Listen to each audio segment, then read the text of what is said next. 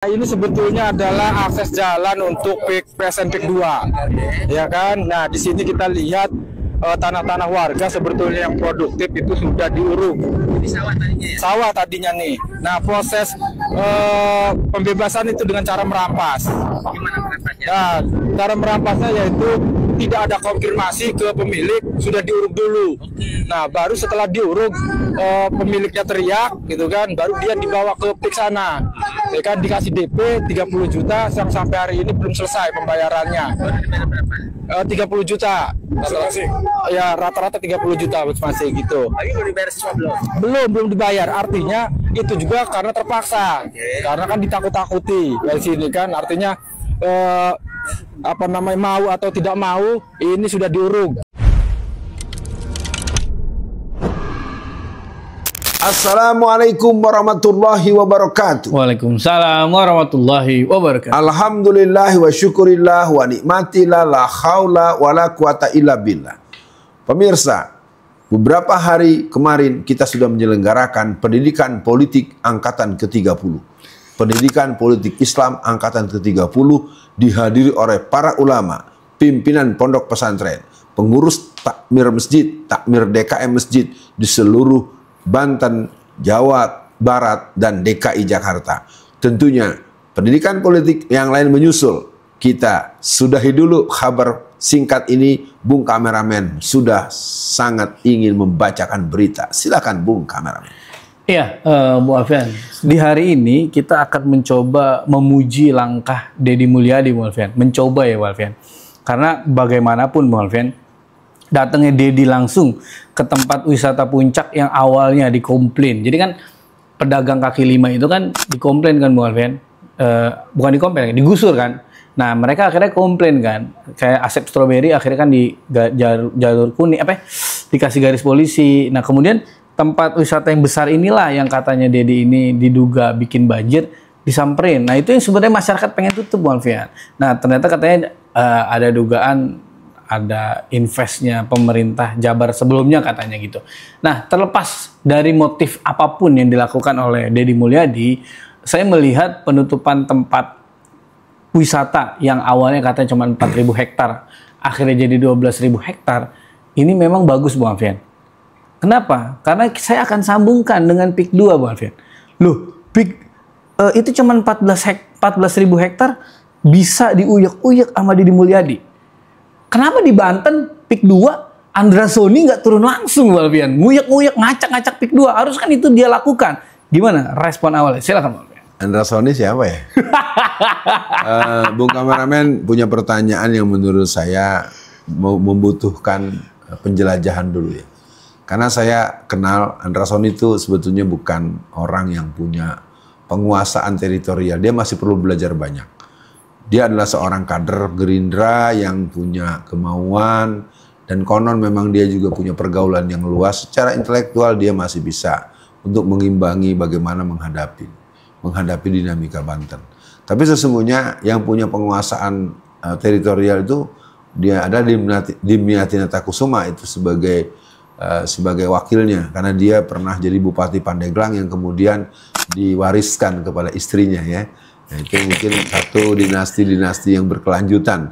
Sekali lagi, untuk PIK 2, Bung kameramen, ini harus menjadi catatan agenda jihad nasional oleh Pak Prabowo. Pak Prabowo kembali perintahkan kepada Nusron Wahid agar menangkap Aguan, karena Aguan telah banyak melakukan berbagai langkah-langkah yang merugikan masyarakat. Karena yang kena cuma Lurah Kohot ya, kepala desa Kohot Kades, itu.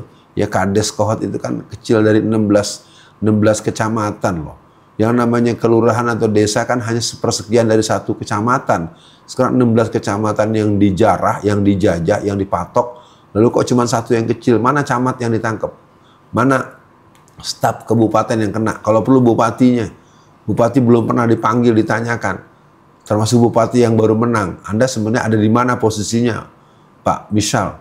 Pak Misal, Anda di mana posisi soal patok bambu ini? Saya ingin mengatakan sebagai pernyataan tegas, patok bambu adalah bambu runcing telah menyuluh dan menusuk di hati nurani rakyat Indonesia. Bambu penusuk hati. hati yang luka takkan pernah biar bahwa negeri ini memang dalam bahaya. Buat respon awal, Bung Kameramen, Pak Deddy Mulyadi adalah salah satu putra Indonesia yang perlu didakwahi karena beliau memang punya visi perjuangan kerakyatan yang baik dan beliau perlu mengembalikan kepada fitrah insaniyahnya kalau memang beliau Muslim ya, gitu Bung Kameramen. Iya, Bung Alfian, kalau kita ada berita tuh di Februari 2025, Bung Alfian, tapi dari website Tangerang Berkabar ya. Pansus RT/RW zaman Andrasoni diduga muluskan kepentingan PIK 2, Bung Alfian. Nah, ada yang menarik nih Bung Alfian, di berita tahun 2024 nih Bung Alfian. Polemik PIK 2, anggota DPRD Banten heran tak ada pengaduan yang masuk.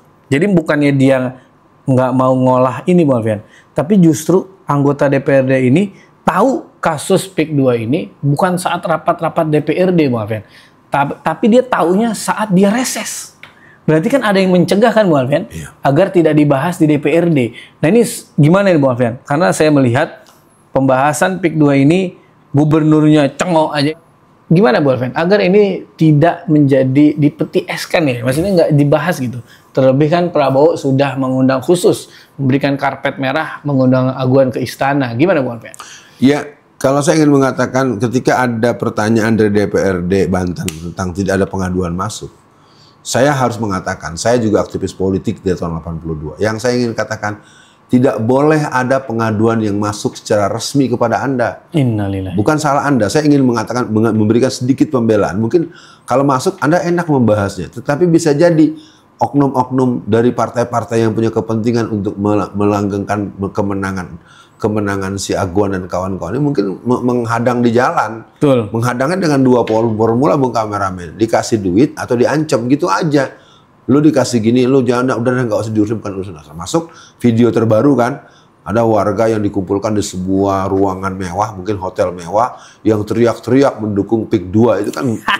Kalau anak Betawi bilang sarap lu ya. Iya betul. Lagi dihancurin gini, lu malah teriak-teriak dukung penjajahan. Zaman penjajahan Belanda, lu teriak-teriak hidup Belanda, ya kan? Kita lagi dijajah nih sama Cina. Masa lu teriak-teriak hidup Cina? Kan sama aja begitu. Kan hidup PIK 2, hidup Cina. Hidup Jokowi. Iya, masa orang Banten bilang hidup Cina, aku mah teh. Ya, saya pikir ingin katakan bahwa yang teriak-teriak hidup PIK 2 itu ya kelihatannya mungkin memperbanyak bekal untuk pulang kampung lebaran kali ya, buat bikin makanan ketupat lebaran, nauzubillah ya, semoga saya dijauhkan dari yang begitu. Iya, Bung Alfian. Mungkin untuk akhir sesi kali ini, Bung Alfian sebagai warga Banten lah, kita kan malu ya ngelihat Deddy Mulyadi, ya terlepas lah banyak yang bilang itu pencitraan, minimal dia sebagai orang yang menjabat turun langsung Bung Alfian. Apapun lah motifnya, dia langsung ngegerebek ya tempat orang yang dikeluhkan masyarakat lah kira-kira gitu.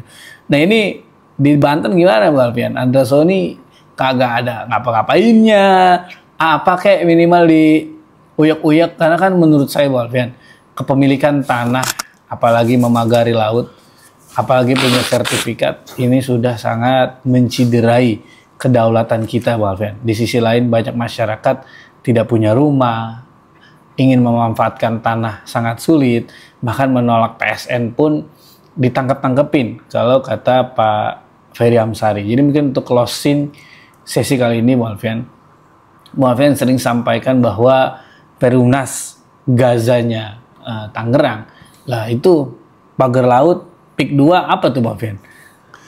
Tempat apa lagi tuh Bung Alfian? Untuk closingnya silakan Bung Alfian. Tepi barat yang dicaplok sama Cina ya. Saya menangkap Bung Kameramen punya penghayatan yang cukup mendalam ya, dan saya ingin mengapresiasi, semoga Bung Kameramen selalu diberi hidayah oleh Allah SWT, diberikan kemauan menjadi seorang pemimpin yang akan melanjutkan perjuangan para orang-orang tuanya, baik orang tua biologis maupun ideologis. Nah, Andrasoni adalah sosok yang memang dikenal di ruang-ruang sidang DPRD, saya tahu itu. Dia seorang anak aktivis dan kalau tidak salah dia juga orang Sumatera, ya.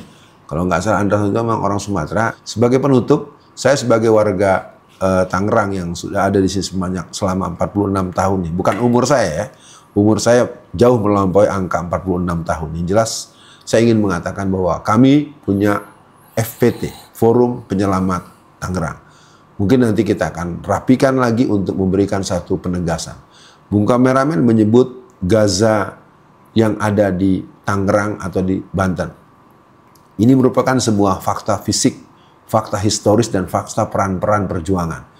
Gaza di Perumnas Raya adalah sebuah operasi legend yang pernah dilakukan sejak tahun 2000. Tentu itu bagian yang akan nanti dibahas kalau Bung Kameramen kembali membuka cerita UAT. Mungkin nanti akan muncul. Betul. Apa itu GMT, apa itu macam-macam kegiatan masuk karnaval anak-anak, apa itu mungkin Bung Kameramen belum tahu, kita pernah punya gerakan-gerakan, bukan belum tahu tapi belum mendengar lengkap ya. Sebagai penutup, kepada Banten dan seluruh warga Banten, Banten Darussalam, kita akan mengawal Banten kita bersama Kesultanan Banten untuk mengganyang para penjajah dan akan menghabisi peran-peran politik maupun peran lainnya daripada yang mendukung para penjajah. Hatta dia orang yang merasa berkuasa. Sekian, selamat berjuang, jaga Banten kita, jaga Indonesia kita, merdeka. Assalamualaikum warahmatullahi wabarakatuh.